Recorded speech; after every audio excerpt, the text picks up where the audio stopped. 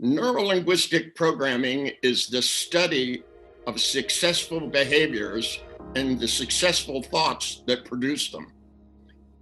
In the field of psychology, when I started some 50 years ago, there was a train that went through all the schools of psychotherapy, and it really started back with Freud, that if you understood historically what went wrong, that your understanding would produce new behaviors, that it would somehow or other, insight would get you to go, aha, and you would produce changes.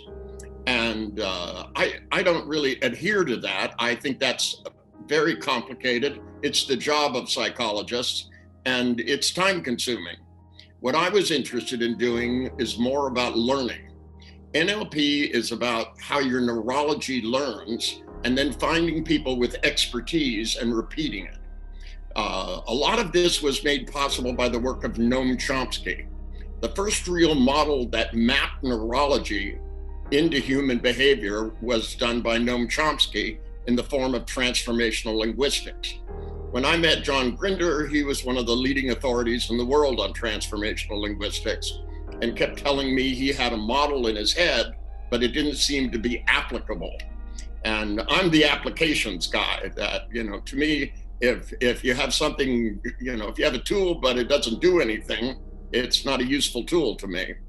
And so I kept finding out what it was that clients couldn't do and finding people who could do it and finding out how they did it.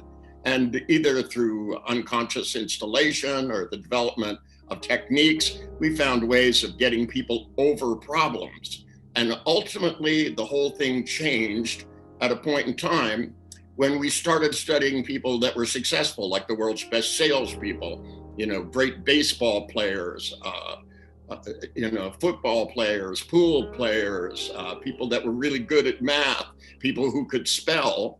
And we understood that neurologically, we develop certain patterns in our brains. Some of those patterns are very successful and work, and some don't work. And the question is, how do you get things that aren't working to cease to be available and things that are working to be on top of them? Because the brain never unlearns anything. It just keeps building on top of itself. Millions and billions of cortical neural pathways.